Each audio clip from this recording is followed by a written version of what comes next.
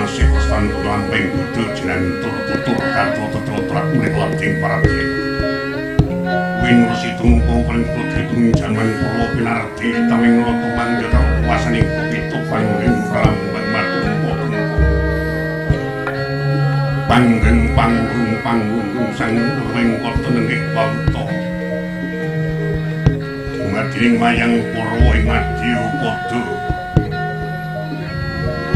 sira Jota putra nenggih kocap kang pantes kinarya purwaning kandha yekti kang kae wardi dosa purwa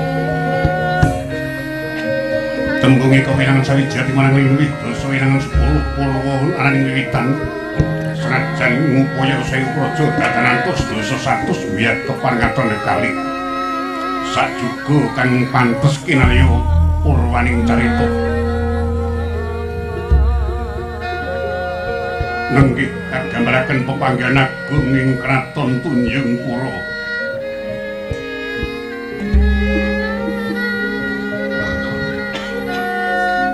sanajan tedatan sepintro tebaning wewengkon Ewasemono kaluka dumugi Jaming Rangkang marmene negara Narya Panjang kunjing pasir paukir jinawi gemari Patata Karta Raharja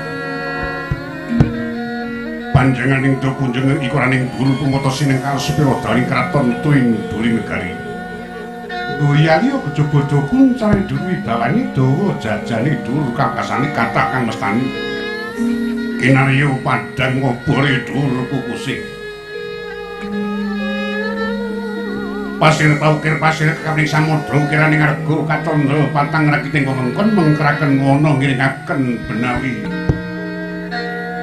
nganaken pategalan sopa sadang ngayunaken Bandaran Agung senajan kathah titeng jawata kang senengging pertiwi kapiting samudra lidatan wenten kang padha ing kraton Tunjung Pura kabukti kathah para kawula kang samya anggana raras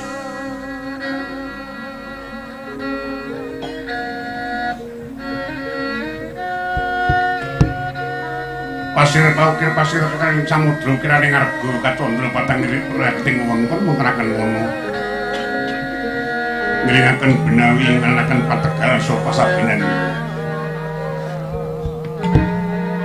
ing ajeng kacarita negara ketingal Jawi Lokus kang cara tinandur dadi mapan siti ketumpangan lari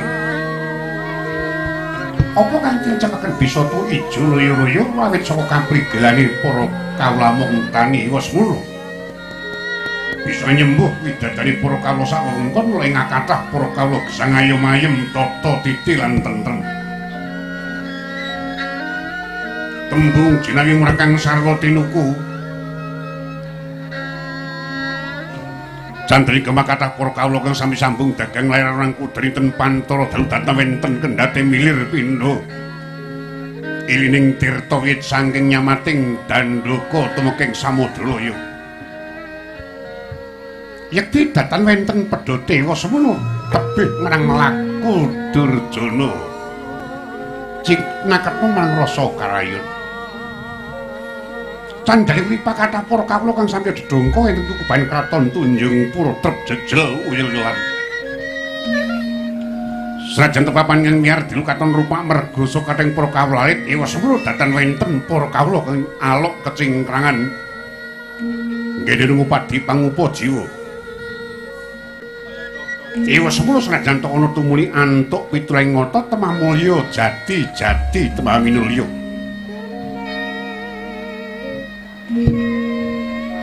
kathah para kawula sangka Jawing Rangkah kang sami nderek gesang ing wewengkon kraton Tunjung Pura kang Purwakani Sudra Popunglan Ndara bisa mulya jati temah minulya bebasan nandur debuk sloka pupus cindhawuh kencana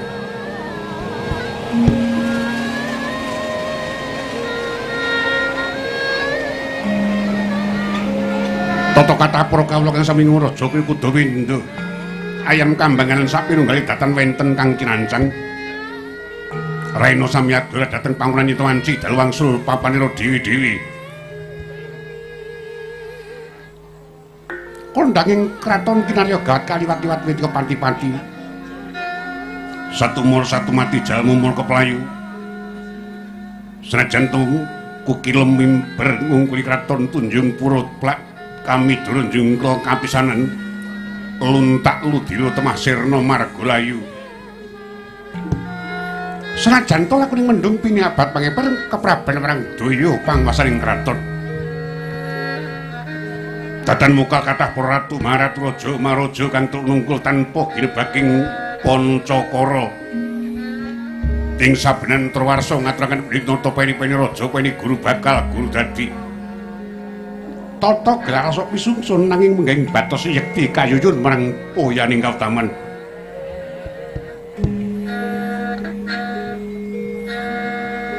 Kapunggil semanura karing pojon nggih sinten to dosa namanira Sri Naranata. Dosa wilangan 10 nama werdi kasih iku datan mukal yen to ratu jejuluk.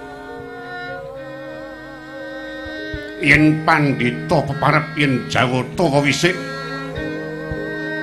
Yen satriya kekasih yen titah lumrah jeneng. Wis kaloka dumugi janing rangkah. Wong agung Tunjung Pura jejuluk Prabu Garbowinata. Ya Prabu Garbopati.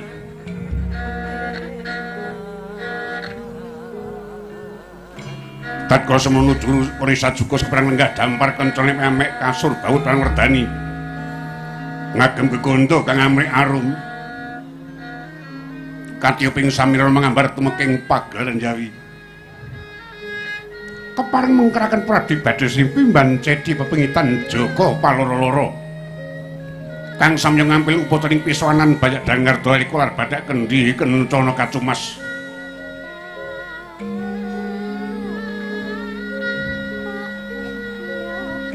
Tatkala semana sang ngotos kepareng ngagem busana keprabon candhani makutha kencana jamamas sungsun 3 kilancing Garuda marep. Miwah Garuda mungkur. Sang-sangana guman sang utantas rangga prombong pranting sing pati uncen-uncen tiba njojo. Gelang klapa kang sarwa bebindan antas swara kampuh dilipuk renindo cinawi uncal mas giniping lancingan cindhe puspita sirautan badung giwangkara. Kepareng nganggar pusaka dalem dung tinatah tinatulengga. Mendak mata kitiran gonjo dinaben-aben manis. Urung koladrang kayu timo kandelan trembalu trinetes kencana pating galebyar pating clorot. Senajan titah madya padha datan mantra-mantra pindha Jawata Kijawantah.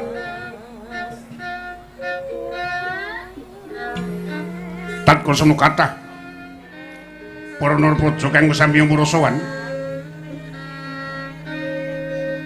iwa seman datan wenten ing keparangan kejawi sajuga ing putring Dajru Darsana putring Tunjung Pura kekasih Raden Andaya Rukma. Satri kang bagus warani muda dasari tenggo marang busana.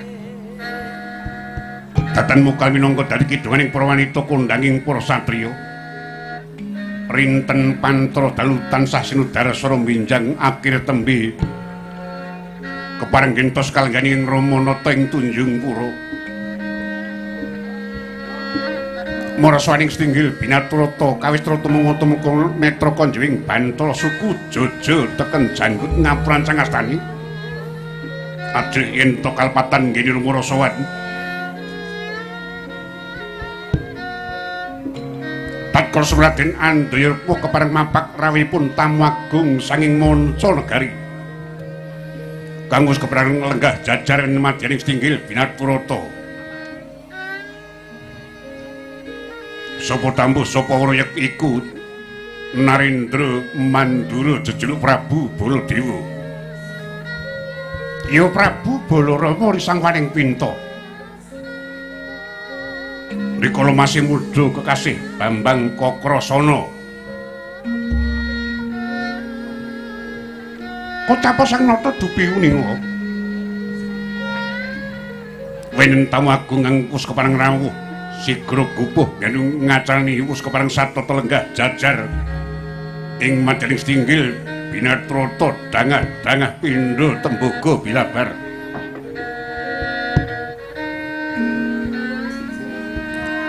Narendra Mandura Narendra Kesekti Mandura Guru Winasis panguling pamperangan mumpuni buntasing kawruh Tatkala semutautanti minangka jagoning Jawata tatkala kayangan manggih rubeda swargi Prabu Nagarunting Ewa sebelum pinaringan pusaka kanugrahan ingkang wasta senjata nenggala kang minangka dadi bedenging wewengkon kocaping Marasawan iku warnane sang Indya Mantri Muka pangarsa pepatih ing kraton Tunjungpura kekasih Patih Yudanegara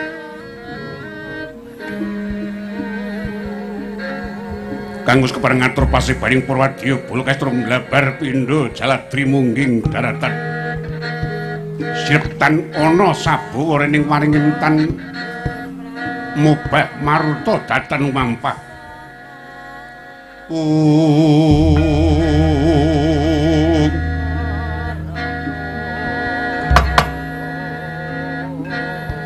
munggah santri pati gemblak gending kemasan kangsan miyon nambut karinten Pantara Dalu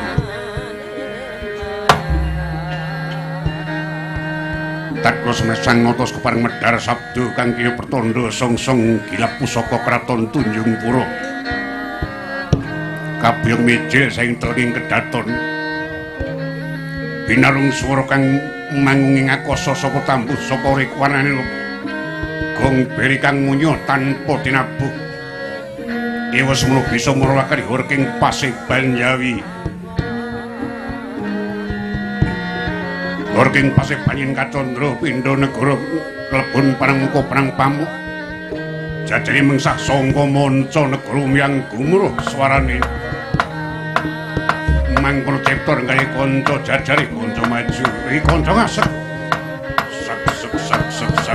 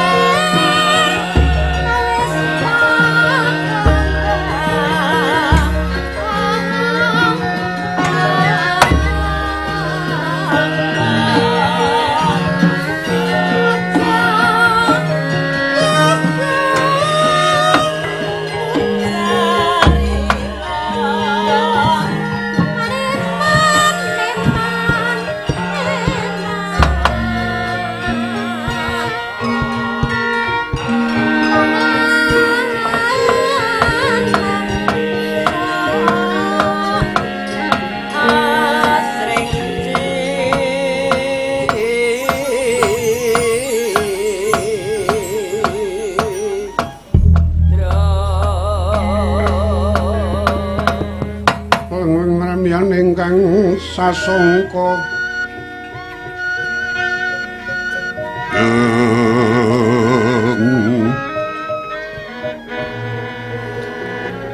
sangku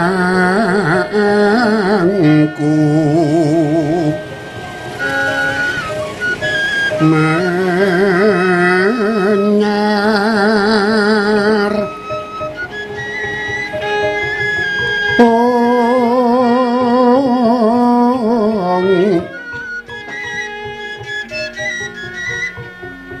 marenggo-renggo ruming puri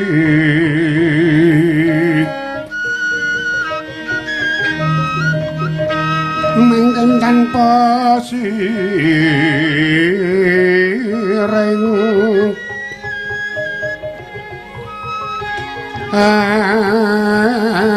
leping kang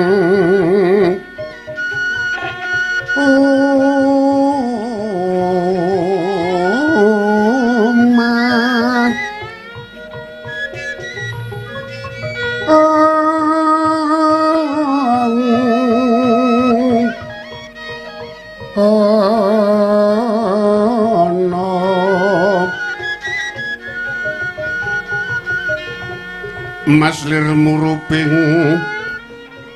langit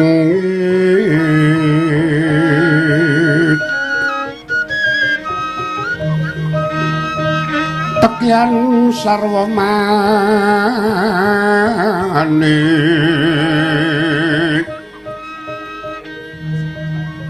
cak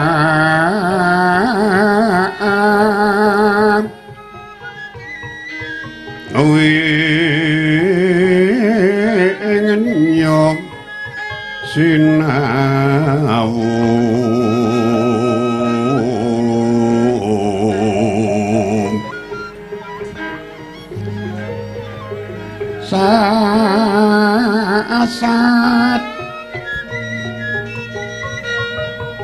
sasat sekar kang sinuci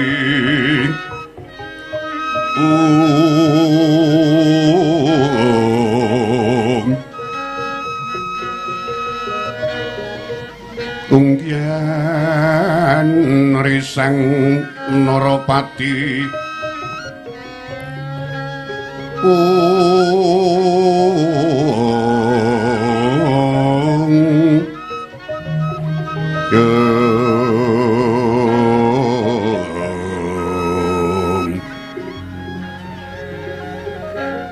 risang nata gung binatara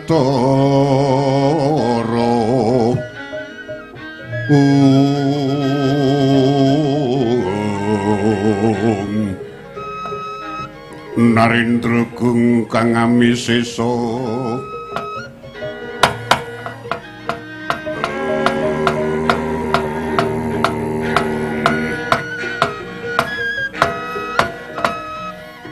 tung bauna langgeng sinunggi datan awrat ate kuwi dadi kejot rasaning pamikir jering sring sun timbali maju nang ngarsaning sun Kakang Patih Yudanegara. Kula nuntut kanat katampitan kali sabdu di dalam Kanjeng Diwaji ngumentah dhateng abdi kepatihan. Sadèrèngipun ingkang dinampi dawuh timbal dalem estunipun nonjal inggih kewat marangsan pindho kambengan salomba tinandhing alun-alun. Katempuh sami mejut mitin acara awor maras ewas manten sinuwun saksampunipun nampi dawuh timbalan paduka tata tentem raosing manah kawis padang trawangan dyutyang mlampahing mungsuh pangrong kepapak obor sewu kejawi saking menika paring abdi ngaturaken sungguhing pambekti kunjuk sandhap padha mawantu-wantu lho ya tak tampa kejaba sing iku marmane jeneng Puraduh ingsun caketake ingsun ora ketake. Daya-daya jeneng ingsun kepengin mundhut keterangan kadiparan pawartanipun kawula ingsun ing Tunjung Pura becik kang ana jroning rangkah apa maneh kang ana jabaning rangkah. Mbok menawa saning para kawula ingkang wani mbledak milang sipat ngrung kampuh jinggo buntan datan pratu becik jering sira matur kanthi wijang sala Kakang Yudanegara. Ki jagat dewa batur.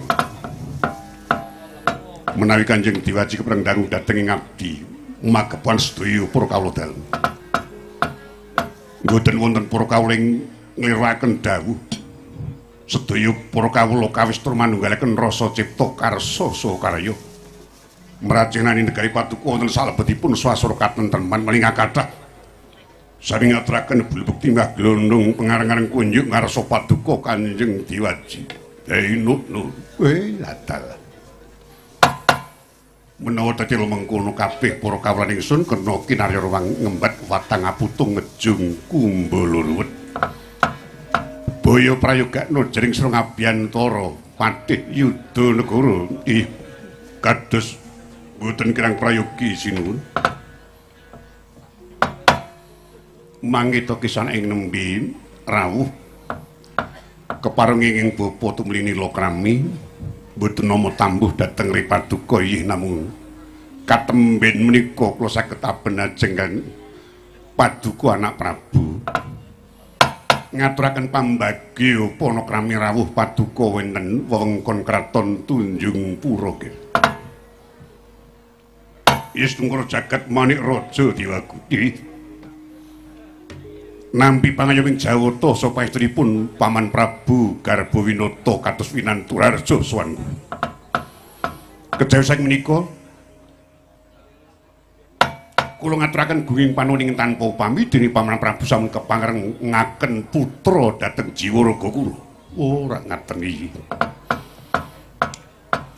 Kula ngaturaken pambagya Panokrami saha estrinipun saestu badhe Nilokrami Paduka menika Narendra saking pundi lan sinten ing minangka dados jejuluk Paduka anak Prabu.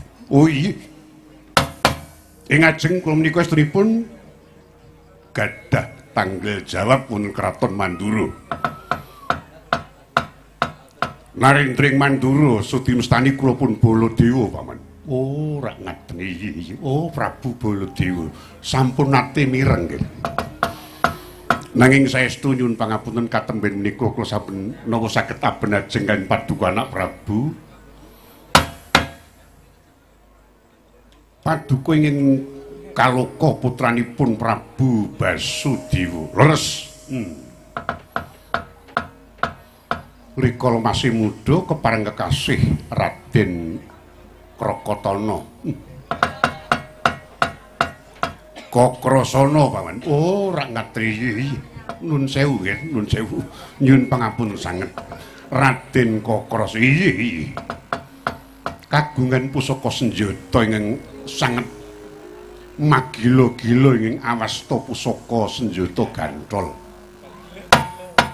Yen langkepipun senjata gantol nenggala. Nah, rak ngaten.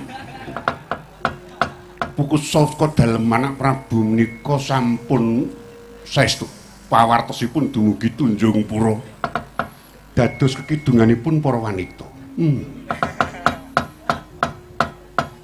Yen kasudidyanipun katiasanipun mbok bilis para ratu-ratu sami kagungan. Namung ingkang kondhang menika agengipun nggih, agengipun. Kula namung sedremian nampi saking kanodhanipun Jawata tatkala semanten rikala kula dipun pintos raya kaliyan Jawata tatkala sedanipun Prabu Nagarunting paman. Oh, rak ngaten iki. Kasekat menapa kasekecakaken lenggah langkung rumiyin nggih. Kados mboten kirang prayogi paman. Andaya Rukma kula nuwun paring pangandika ngadhawuh Rama Prabu. Kadangira werda rawuh anak Prabu Baladewa aja nganti ngilangi marang rasa katrapsilan dadi atur sungkem marang kadangira sepuh. Nuwun akan dawuh timbalan Paduka Kanjeng Rama Kaka Prabu keparunge ngrayi ngaturaken sungkem ing pabekti mugi kunjuk sandhapepada mawan tuwantu. Menika sinten mawon? Inggih dipun tepangaken menika kalebet anak kula. Andaya Rukma nggih. Oh ya Dimas Andaya Rukma tak tampa. Jeneng sinatur sungkem marang Kadang Werda. Pangestunipun Kakang Genti Tampanono Yayi nun kacadhong tan kalih kula pundi dhateng mustaka Koko Prabu Dimas Andayarukma mengkono. Kejawi saking menika nggih kepareng tumripun bapa badhe nyadhong dawuh. Paduka rawuh tanpa taha-taha bilih paduka upamita rikala dinten kapengker paring dawuh. Rawuh paduka kula papak pun sak jawining kita Tunjung Pura. Daya-daya pun bapa mangertos Purwomadya usana gatiring pepanggihan wekdal sak mangki mugi kepareng paduka ngendika kanthi wijang stala. Tumripun bapa nilingaken karna nganguraken jangga nggih. Istungkara jagat manik raja dewa. Aman. Saderengipun kula matur kathah-kathah kepareng kula badhe ngaturaken Purwomadya usana wekdal sak mangke negari Ngastina. Kula menika senajan to gadah pangawas wonten Kraton Mandura nanging sakwentawis ngembani dhateng Kadang kula Taruna Yayi Prabu Suyudana wonten negari Ngastina. Oh, ora ngaten iki. Nah, wekdal sak mangke negari Ngastina niku nampi cobining jawata ngelangkung ageng karana nampi gegebluk Mayangkara. Ing mongko ing dados Banten sedaya para kawulalit kathah para kawula ing nandhang Cintraka saged kula aturaken enjang sakit sonten dumugining pralaya. Sonten sakit enjang sampun dados Karangabang. Oh, ora ngaten iki. Iwa semanten saksampunipun Yayi Prabu lenggah dhateng panepen nampi musing jawata. Negari Ngastina saged tata tentrem pulih kados winguni dirsamun katumbalan wujudipun putri kekalih. Ing senajan to menika putri nanging sayektos samun kaloka putri sandang pangan. Inggih monggo saksampunipun dipun padosi dhateng raos.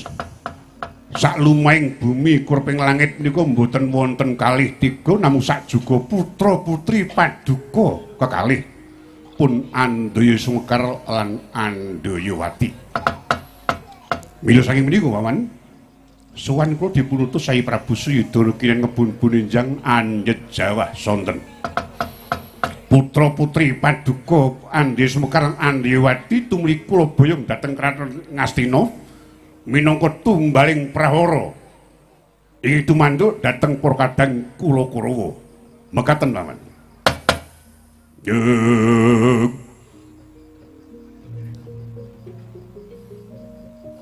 leng-leng rambian ingkang driya lerang candra katawengan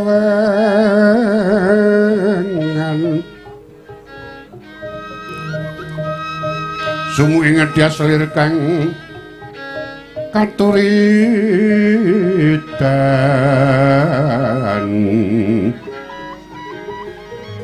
limot kapiyatan ing rucit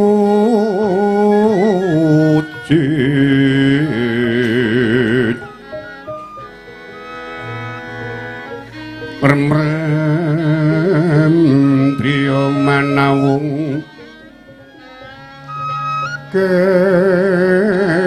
kekunging iwang wisesa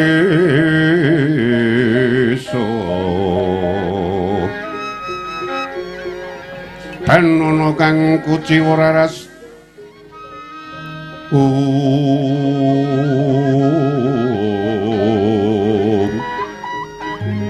raras katon rumedenging ngakasa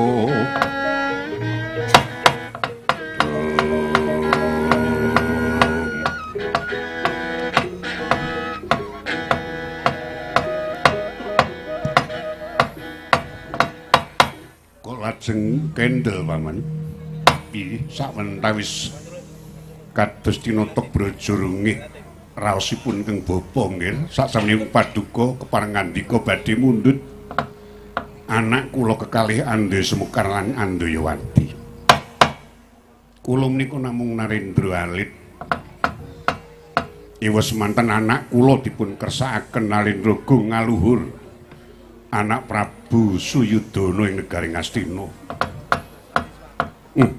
Pun bawa tumuli badhe matur malih nggih. Upami yata menika mangke kelampah kengrayi kaboyong dhateng negaring Astina menapa namung kendel kinarya tolak ing prahara ruwating trimala menapa badhe tumuli badhe dipun palakramaken upaminipun. Ora ngaten iki. Mugi kauningan mawon. Saderengipun kula sowan dhateng Tunjung Presnipun rikala semanten sampun rinembag sedaya para pepunden lan para kadang. Upami yata menika mangke kelampah kang putra kekalih kula boyong dhateng negaring Astina mboten namung kendel kinarya tolak ing prahara nanging tumuli badhe dipun palakramaken. Ora ngaten. Lah sinten ing sedya badhe mengku dhateng kang raya kalih menapa anak Prabu Suyudana piyambak sanes. Mbok bilih para kadang Kurawa kadang-kadangipun taruna anak Prabu Suyudana iki sanes. Lajeng sinten nggih? Saksampun gumulung rembagipun tatkala semanten mlahi ing kepareng badhe mengku dhateng kadang kula kekalih Andri Semekaran Andriwadi mboten wonten sanes namung paman ujung ing Sukalima ih paman Durna. Ora ngaten iki.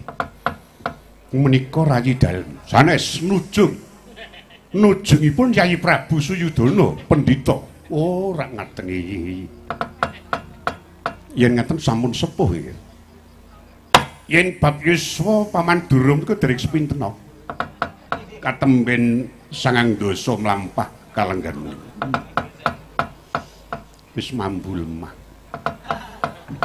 Menika taksih badhe ngersakaken palakrama. Iyi. Dereng kagungan putra wayah. Yen cara Tunjung Pura yuswa semanten niku sampun wayahipun kathah.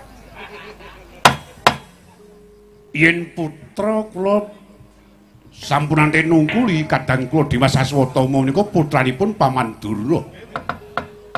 Nanging yen Paman Durna kok mengku jejering wanita niku dereng nate mangertos. Lho. Sampun kagungan putra kok dereng nate palakrama menika rumiyin-rumiyinipun dos pundi nggih? Yen magepokan kaliyan jejering wanita kula nate mireng nanging sanes menungso. Menapa nggih yen mboten klentu ing pamireng kapal jaran menapa rumiyenmu dereng wonten tiyang napa nggih? Wah yen kula supados matur cetha mboten saged malah kepara Porabdi dalang-dalang menika ing langkung pono.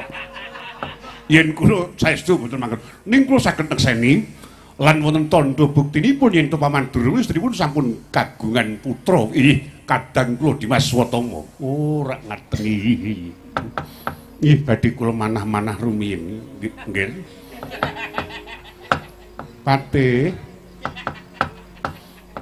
Patih Yudanegara.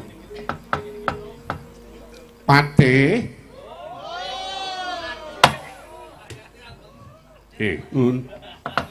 ditimbali Paman Prabu. Aduh.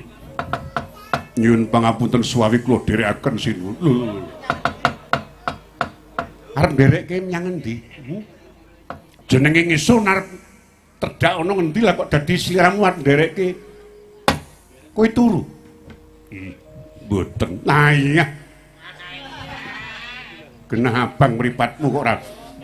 Kowe kuwi Narapraja, patih tangan tengenku duwe tanggung jawab. Karepmu kepiye nang pisowanan agung ana tamu, lah kok dadi malah turu. Nyuwun pangapunten. Bladegan sinuwun. Keparat ora patut. Yen ngono kuwi tegese aku ki mung bayar wong turu ngono apa kuwi. Lah kowe iki Narapraja. Anggonmu marak sowan ana ngersane ratu kuwi ditonton para kawula para Narapraja sing padha nderek pisowanan. Lah kok dadi ngisin-isinke temen. kuwi ditanggung jawab, duwe kewajiban. Wong duwe kewajiban kuwi sok kadang kala to njaluk hak marang aku. Iya. Mangan gaji buta kowe. Ih, nyuwun pangapunten sinuwun. Ampun Maman, nun sewu. Senajan to duka ampun sangat-sangat mesakaken. Lah damel wirang kok nggih. Iya nanging kula nonton katimangganipun niku estunipun sampun sepuh. Pados ingkang nem-nem. Keng Patih sinten? Yudhanegara menika ponakan kula piyambak janipun. Arep tak pecat wonge dhewe. Ora tak pecat kok ngisin-isinake. Sampun. Awit menika sampun dungkap sepuh mbok bilih mangke yen wonten menapa wekdal ingkang miringken dipun gantos ingkang nem-nem. Ing langkung sentosa. Ra ngaten nggih, Bu. Yen saged ampun rumiyin. Beban kula niku tasih kathah. Nggih nyuwun pangapunten, nyuwun pengayuman sinuwun. Tak ngapura ning aja dibaleni, iki nang pisawanan. Untung wae tamune kuwi ya nyedulur tegese iki anak Prabu Baladewa ku ora kagungan piye to piye. Lah nek tamu sing agung upamane banjur paring duka marang jeneng ingsun. Coba dosa apa sing kok sandang? Sepisan malih nyuwun pangapunten. Pinjang malih badhe kula wangsuli. Lho. Ngasaya clemungan ora. Digatekake. Piye? Mundhut. Pirsa menapa sinun? Iki pepundhenmu anak Prabu Baladewa ngersakake marang omonganmu. Andya Semekaran Andayawati diboyong nang negara Ngastina sepisan. Kanggo ngruwat trimalaning jagat ning angka loro badhe dipakramake marang Pendhita Durna. Lah gandeng kowe iki dadi patihku jajal aku mundhut wawasanmu. Kepiye carane lagi upamane ngibatke jenenge ingsun ki nampa pepeteng. Aku njaluk kowe melu madhangake. Iya. Jajal matur, dipenemu apa? Patih kudu iso. Iya. Lagi kedah saged. Lah iya. Menawi bab menika menawi kula dipun parengaken matur sinuwun. Aku kudu kepiye? Nggih. Gandeng titah menika kedahipun siji pesthi, loro jodoh, telu wahyu. Wahyu apa? Wahyu kanugrahan apa wahyu sinden? Nggih. Catetan kula namung wahyu ngaten menika wae. Menika titah namung sumarah dhateng ngersanipun Gusti Ngangkarya Jagat. Bener. Jur kudu budidaya apa ora? Kejaba sumarah marang Gusti sing gawe urip, titah ki mung budidaya apa ora? Nggih, yen kober kedahipun budidaya. Kowe kok dadi apalanmu kok ora cetha kuwi, lehmu meguru ning ndi?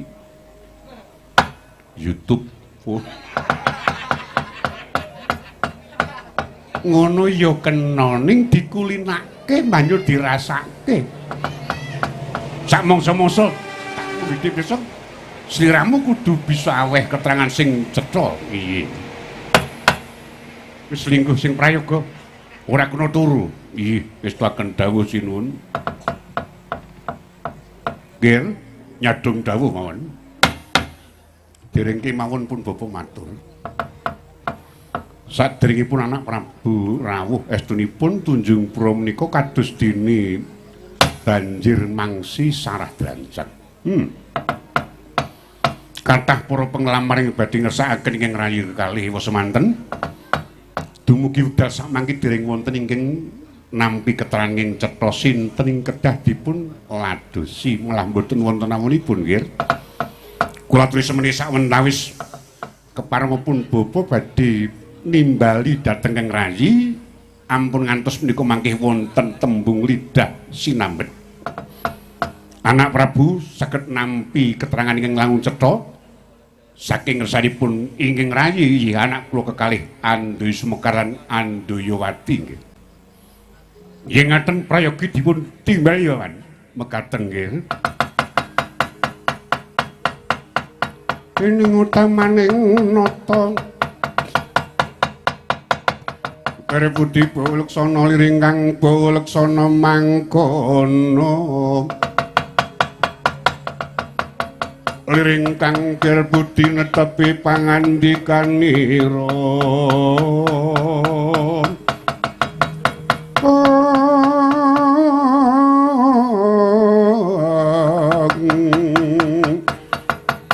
Yekti kutar maning Sri Naranata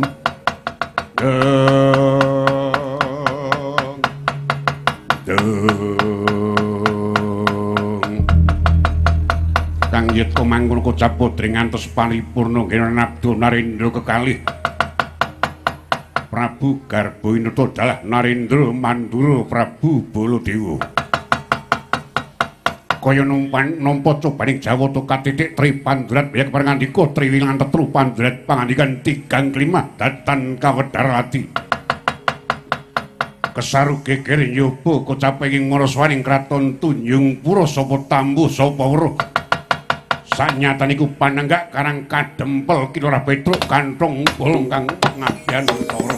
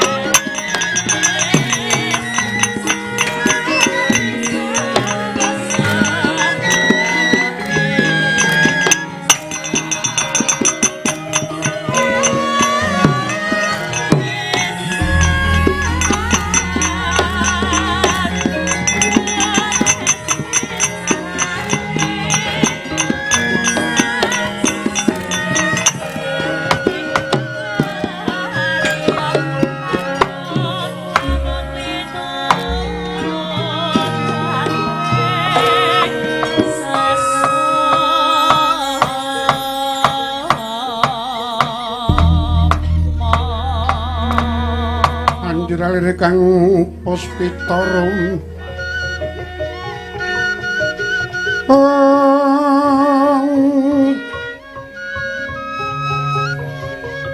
asiling samirana amrih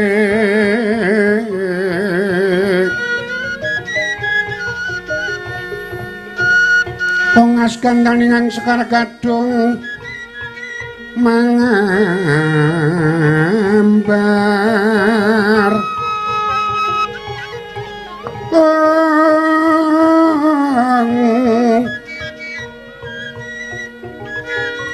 Pindha Puspita mungging puri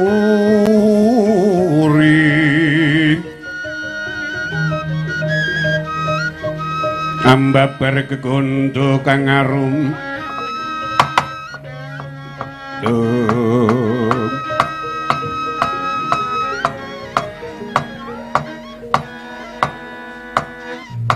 wong bauna langgeng sinunggi dantan awrat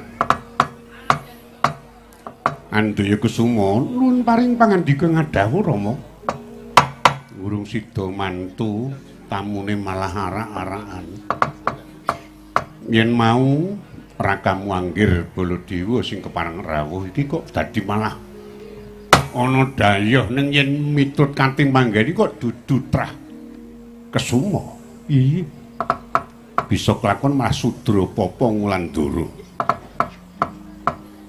yen manut tambune kok wiyaga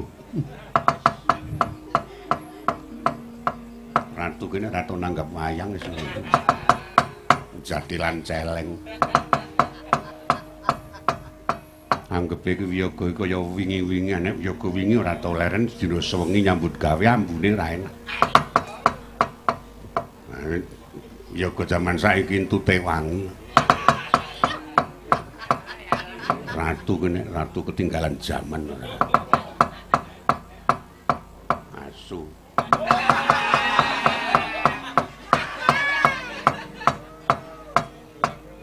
dadi urung tak timbali kok wis glendang-glendeng iki wis tau tepung karo wong iki apa durung ande dereng nate nyuwun pangapunten Rama iki apa kawulaning ingsun ing Tunjung Pura apa kawula saka jabaning rangkah mboten wonten tawanipun tumuli dipun dangu lan kula suwun kani sanget Kanjeng Rama pun ngantos mbedak-bedakaken dhateng sading atitah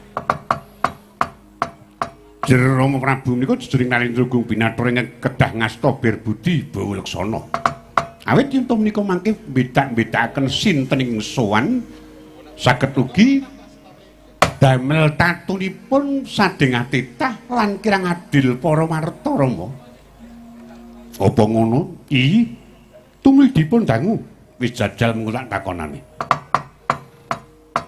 mengko to kisana kang nembe marasawan sawise prayoga piswan murak padha raharja to kisana nun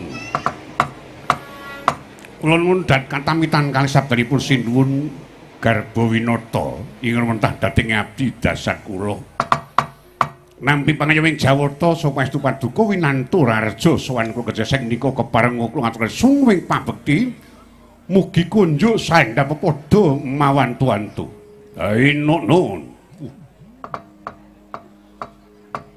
Bathok Bolu isi madu yen nonton jabane kaya wong ra iso apa-apa. Ning jebul bareng matur kok malah kaya trah kesuma. Iya, kula sampun matur amun ngantos bedak-bedakaken dhateng sadeng atitah Rama. Ganep ature. Nek nggon sastrane kowe malah kalah. Iso kelakon laris iki nyambut gawe. Nun sewu kisana tak tampa sliramu atur sungkem mung pudya pangastawa tumuli tampan ana kula cadhong tan kalih kula pundhit dhateng mustaka mugi dados jimat paripis sekadaripun sinuwun Prabu Garba Winata yo mengkono kejaba sanga iku ora jeneng-jeneng ingsun ki tambuh marang sliramu sak nyatane lagi sak gedagan iki ingsun bisa pepanggihan marang sliramu sak nyatane kowe kuwi kawula saka ngendi lan sapa kang dadi aranmu ora ngaten iki menika sampun dipun perangaken matur kepareng kula badhe munjuk atrestripun purwakanipun kula menika namung jejering abdi batur Ponokawan ing negari Ngamarta kula momong ndara-ndara kula Pandhawa. Oh. Sliramu abdine para satriya Pandhawa. Inggih. Kula menika anakipun Bapak Semar Badranaya nami kula Petruk. Yen jenengmu karo bapakmu klebu sedulur-sedulur sampeyan kaya-kaya aku tau krungu. Kakang sampean nek ora kleru jenenge Poleng. Gareng. Oh, Gareng. Nggih. Sing sapa? Sijine meneh. Sing mripate kewer-kewer. Sing kewer-kewer niku lambene kok mripat. Sing kewer-kewer niku Bagong niku adik kula Bagong sing ragil. Ora. Sampeyan ki Lurah Petruk. Nggih. Putrane Kaki Semar Bodro. Leres. Ora ngono. Yo. Bungah banget sliramu sowan mrene banjur ingsun kepengin mundhut keterangan. Sanyatane sliramu sowan ki apa panjen diutus karo Sinuwun Prabu Punta sakadang apa mung mligi karepmu dhewe. Oh, ora ngaten nggih. Menawi dipun parangaken matur kula tak matur aslinipun purwakanipun kula niku dipun kengken kalian tiyang sepuh kula Bapak Kaki Semar. Nggih. Ngeten iki. Bapak niku rak tenan diputah kalian Ndara Pandhawa amargi Ngamarta niku sekedhik wonten Trimoleng itu manduk dhateng negari wasipun para kawula menika sami kontrang-kantringan. Lah saksampunipun dipun putas sedaya para pepundhen momongan kula Pandhawa Bapak manekung dhateng Panepen nampi musik negara Ngamarta sata tentrem yakni Sambayong putri sakembaran saka Tunjungpura. Mila saking menika sinuwun sowan kula waleh-waleh menapa dipun kengken kalian Bapak supados ngebun-bun enjang ngandhut jawah sonten. Bun esuk niku awon-awon sowan kula ajeng nyuwun. Udan sore niku rarabi. Senajan kula dereng matur cetha, lho kinten paduka sampun tanggap dhateng kawontenan. Sowan kula ajeng nglamar putra putri paduka ingkang kekasih Dewi Andaya Sumekar lan Andayawati. Minangka ruwating prawara. Apa cukup mung kanggo tumbal apa ana kang semedya bakal mengkoni tegese njatu krama marang putraning ingsun. Rikala semanten nggih sampun dipun rebuk keputusan keri dhewe niku panjenengan putra mangke gejaba nggih srana katentreman ning sing cetha ajeng diwengku jejering kangkuh putra-putra Pandhawa sanes pundha ndiyang kabeh. Lah sing bakal mengku marang putrane ingsun, Bapak. Lho. Kaki Semar? Nggih. Kepiye to lakon iki? Lah kok cilaka temen anakku dadi ana penglamar loro kok dadi tuwa kabeh. Ulung tuwa apa kepiye iki? Ora sepesan sing arep rabi iki Kaki Semar. Nggih. Kula niku ya gumun aja meneh kok wong-wong sampeyan. Kula niku nggih gumun. Wong wingi niku nembe presa gulane munggah kok dadi tangi turu ki kon nglamarke putri niku ora pancen nyatane bapak ra mboten nggih ngoten niku ning bot-boting abot kula dikongkon kalih bapak mugi keparang paduka ngrilakaken dhateng putra-putri paduka kekalih kula suwun kula boyong dhateng Endra Prasta tumuli dados jatuh kramanipun bapak calon ibu kura. Mekaten cekap atur kula mboten perlu kula panjang lebaraken sepisan malih wonten lepat nyuwun agunging pangapunten cekap matur nuwun. Dos pundi nggih menika Panakawan malah badhe ngersakaken Kang putra kekalih. Menapa kepareng badhe kula panggih man. Kula sumanggahaken kula panggihane Panakawan. Sumangkari Sang Senopati Tenggak kono enggak kono Surya mijil sanging puncahing arga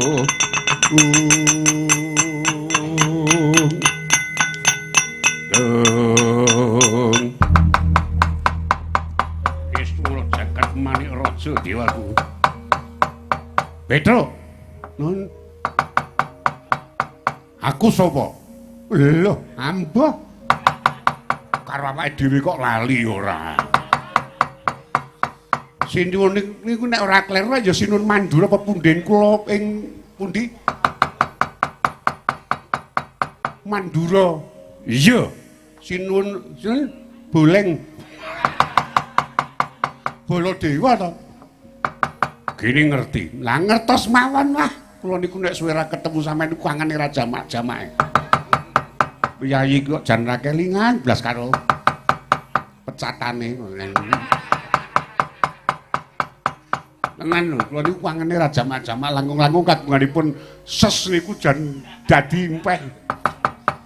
Ngerokok padha dene rokok niku nek ora paringane Sinuwun Mandura kok diudut ki mung klomoh ngono. Ora iso ngrasake seger. Ngasta, aku wis ora udut. Hah? Ratu kok ora udut. Ketinggalan zaman ora. Ngerti yen aku pepundhenmu, tesih Dewa. Yen kowe sing ngerti yen aku pepundhenmu kenang napa aku lenggah nang kene kowe angop ora watuk ora. Sungkem nek sungkem mbagekke wae ora gelem. Walah astagfirullah ngandil. Niku to. Nek niku jane asli den kula mung bingung. Ajeng matur niku bingung wong jenenganku jejering ratu nggih to.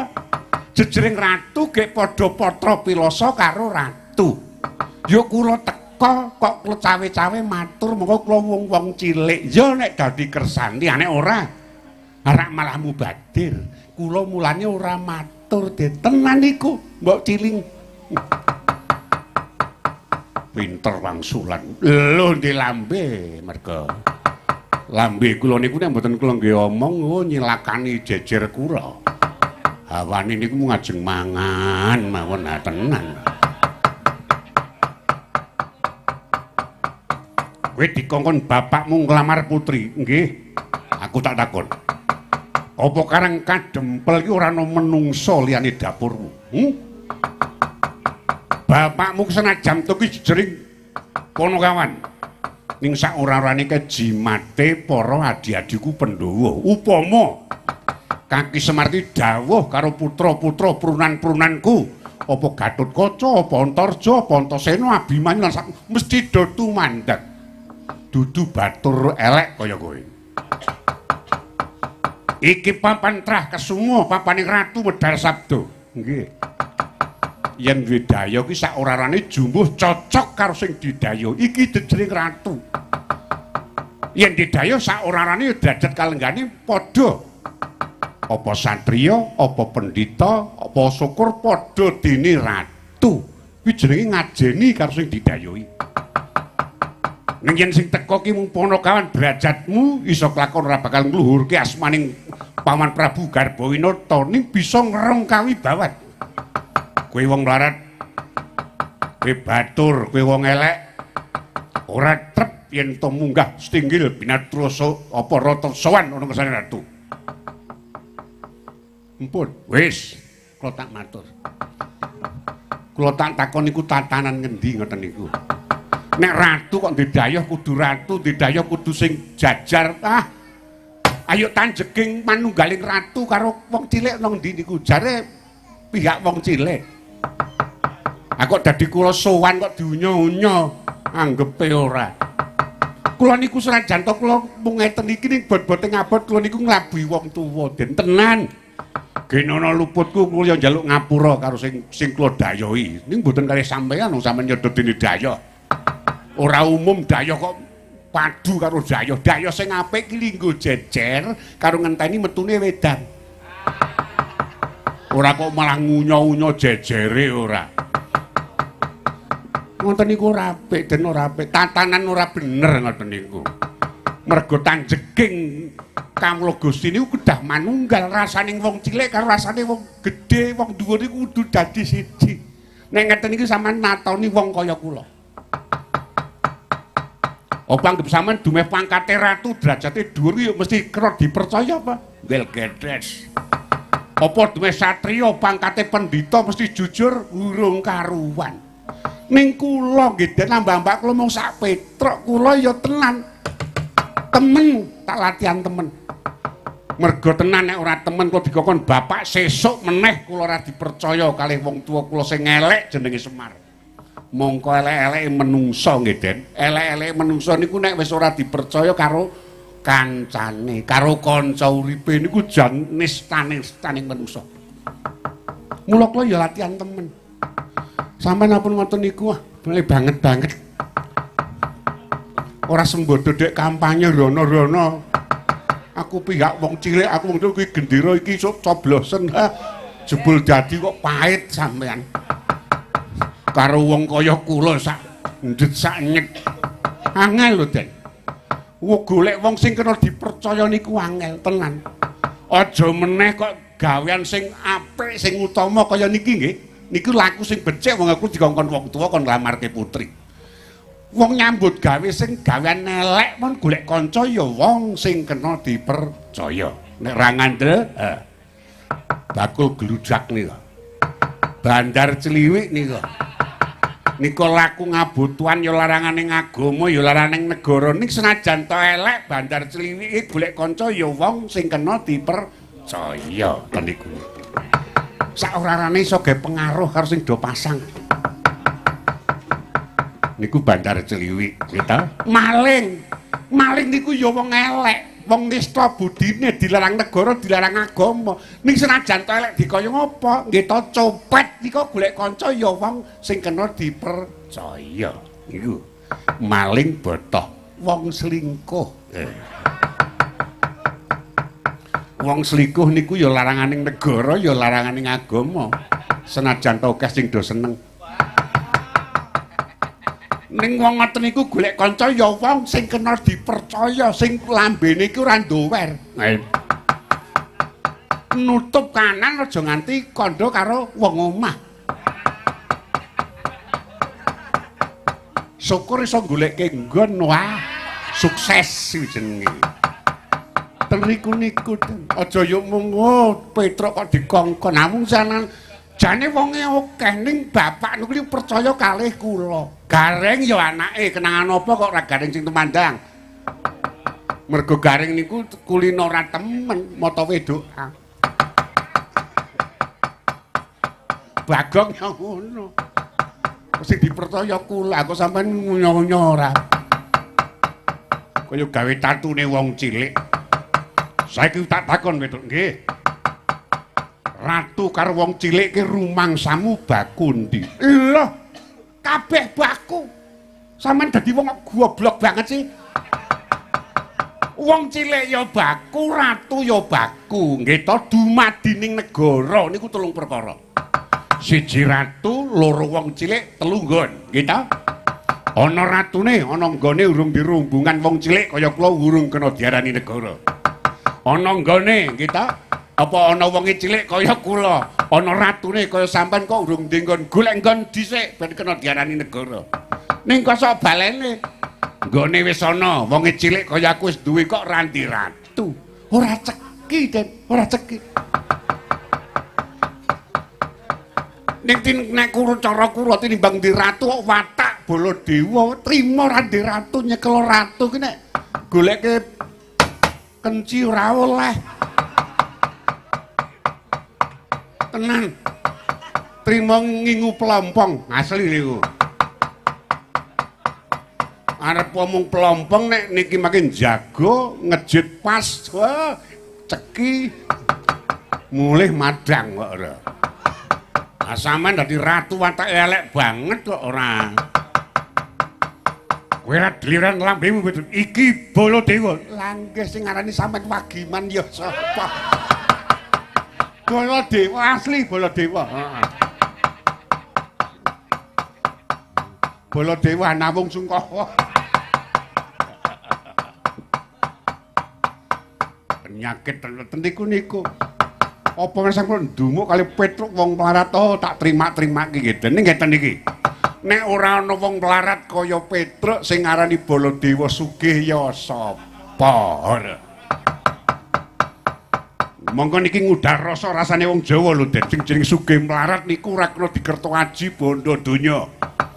Parpo bandane tumpuk undung kena nggung bendung kali kulon kono pamane. Bogawanta nggih ta ning ora duwe rasa syukur wah nek kula sugih niku ten niki ten ati ten rasa mboten kok mergo sandangane apik wonge bagus sampeyan ku jan ora dewasa arep bandane pirang-pirang karo nggo tumpuk apa ta tumpuk undung pomane ning ndi-ndi duwe pekarangane ning duwe nang kono-kono tuku gitu tumpakane gentak-genti esuk tindak nganggo sing iki sore tindak numpak kae upamane urung nek bengi saking ngokae tumpakan nganti bingung ndek adine ditumpaki upamane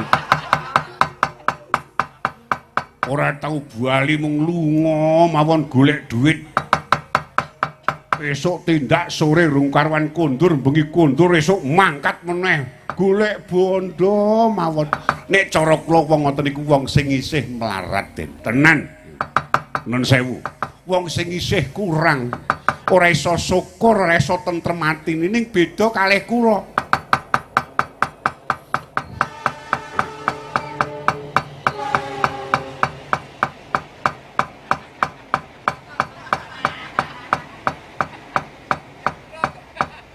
mandeg ngenteni sepur kurang ajar aja mari diwatak kok sepur sampean tenan kenajan kepenak saiki nang jero ki lingguhane kepenak asin ning kae ngabur-abur reget terus dalan ini werep omong apa nggih niku wau nggen sugih mlarat niku wau sampean ngulekke kula wong mlarat nggih kula lakoni nek kula niku ora ndek apa-apa asli ora ndek apa-apa ning ati kula sugih kok Den sugih tenan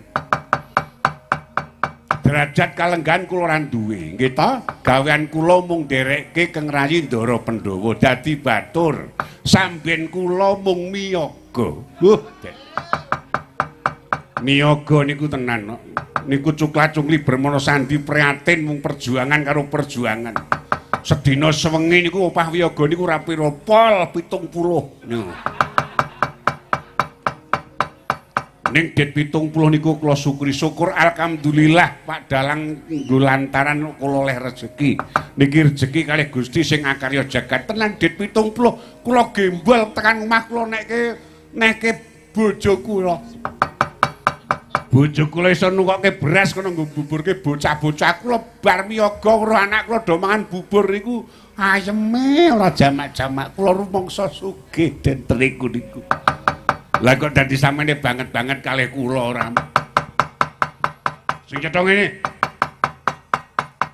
wis mboyong putri Wahyu yen iso ngalahke Baladewa nah nek niki prinsip niki tenan najan kula mung ora duwe napa-napa nek ana tembung sing ngoten iki tenan kula ora mundur kok tenan kula andemi tenan ngibaratke sampean dodol kula sing nukoni mesake ana wong dodol kok ora ditukoni kula tukoni manut sing kula waneni kok mboten kalengganing ratu sampean ning sing kula waneni rasa sampean sing kok kaya-kaya ora cocok kalih rasa kula wah keparat Kakek Suramiya Dubareng.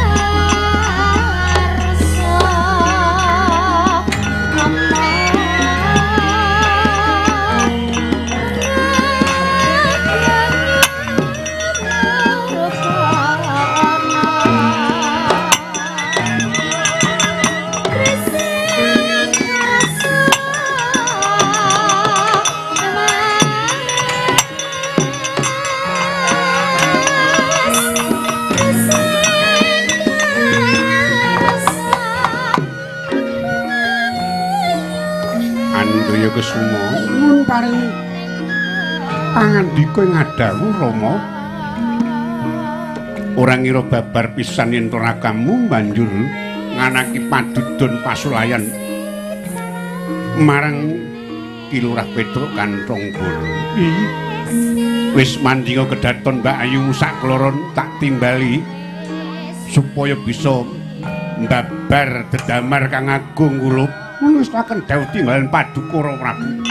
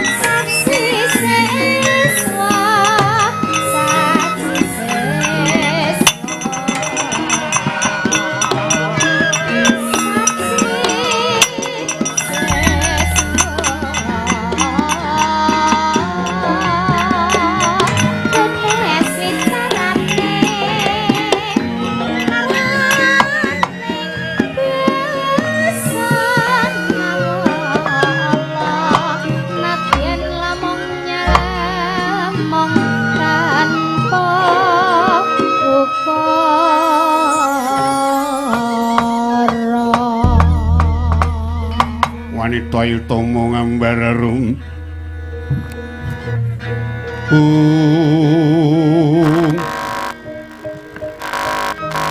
Ngambarerum Sang Kusuma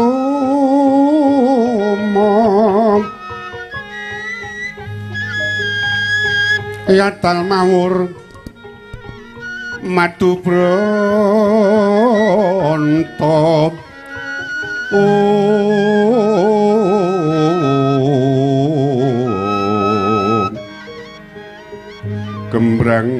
Gembrang yen ngandika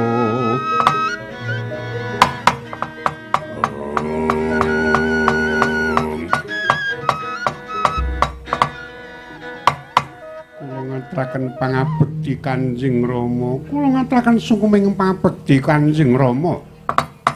Iya, andi semekaran Yawati tak tampa. Budya pangastawa tumuli tampan ana dina. Kun kacadung tan kalih mugi dadya jimat paripise kadarmanipun Rama Prabu. Kula pundi mugi dadya jimat paripe Rama Prabu.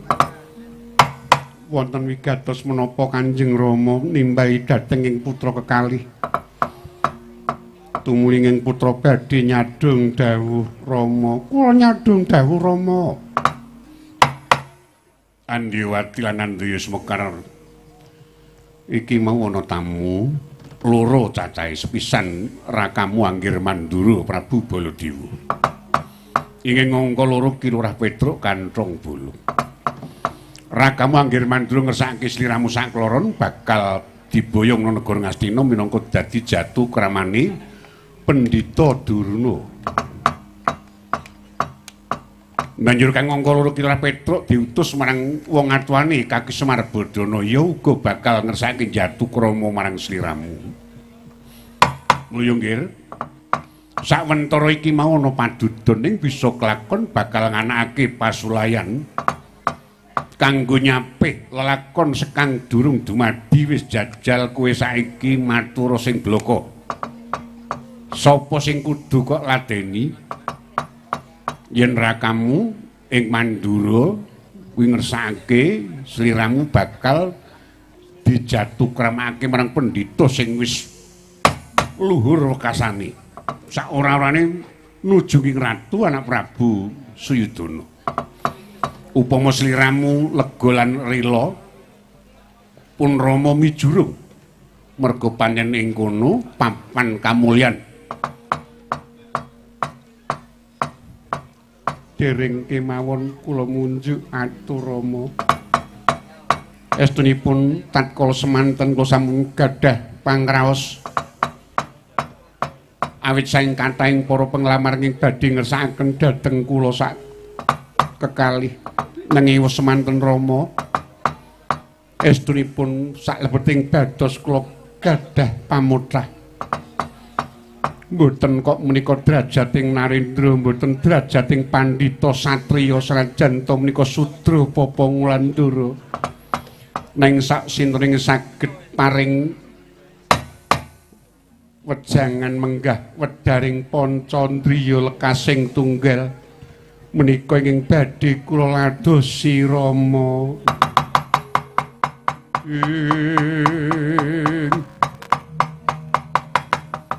Narendra Marutama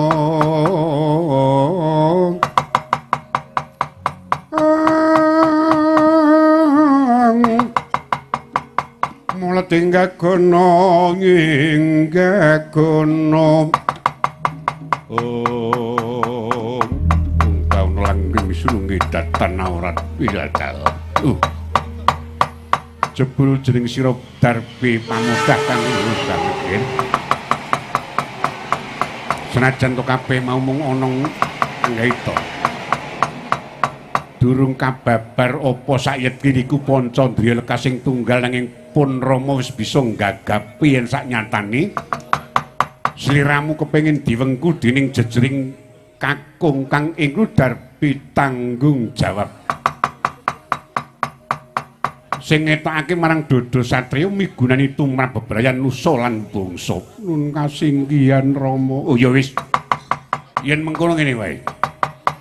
Gandeng iki mau Raka Manggir Mandura lan Kirah Petruk kantong bolong padha nganake pasuryan rembug. Sadurunge ana kedadian peperangan sliramu mrepekana tamu sakloron. Matura kanthi blaka jeri iku mau aja nganti ana lidah sinambet. Supaya Raka Manggir Mandura lan Panakawan bisa pana mungguh pamutrahmu. Jagat yen mekaten boten wontenanipun kula nyuwun pangelah badhe manggi dhateng Koko Prabu Mandura lan Kirah Petruk kantong bolong Rama. Wis mangkata nggih. Anduyawati kula Kang Mbok wis prayoga sliramu tunggu kedaton pun Kakang tak metokake marang Koko Prabu Mandura lan Panakawan aku bakal matur apa anane Yayi jagat ingaten kula inginaken tas pangatos-atos jer menika wonten madyaning ngalun-alun saged ugi wonten kedadian peperangan kang wis duga prayoga pun Kakang Dewi Yayi. Sampun Rama kula nyuwun pamit. Koko Prabu Kirah Petruk kantong bolong klatru kendel sakwentawis.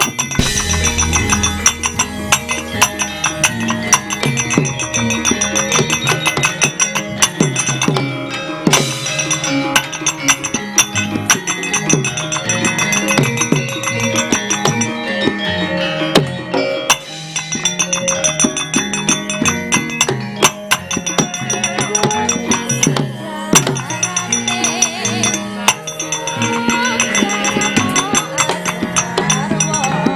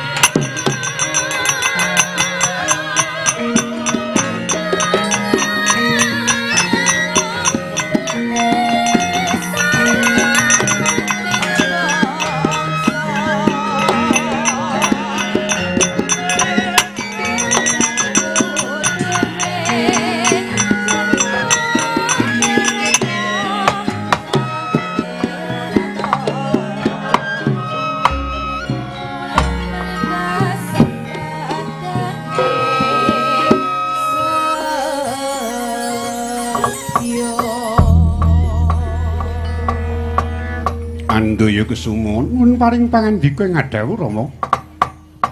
Umo dipun senajan to iki mungkono daledah peperangan aja nganti ana kedadian raja Patiti. Aja negakake marang Mbak Ayumu tumuli tututana manggi marang rakamu Anggir Mandura.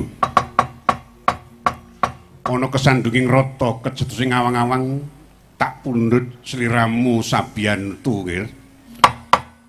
Tumuli kepareng nyuwun pamit siaga tata-tata nututi dhateng Kang Mbok Andi Sumkar sing bae ngati-ati aja kaya bocah wingi sore. Patih nyadong dawuh sinuwun. Bodhol kang padha gantung sebo jenenging sun tumuli kundur ngedaton prastawa timbahan paduka kepareng nyuwun pamit siaga tata-tata. Sing praitna ngati-ati aja kaya bocah wingi sore. Klonot-klonot kasinggihan sinuwun. Paripurna sabdaing nata sigra kundur ngedaton. Sirek sanging palenggan ginarep saketeng Prabyada. Kacandra saking katebyan tumapaing padha kawistara erang penggalih Sri Naranata.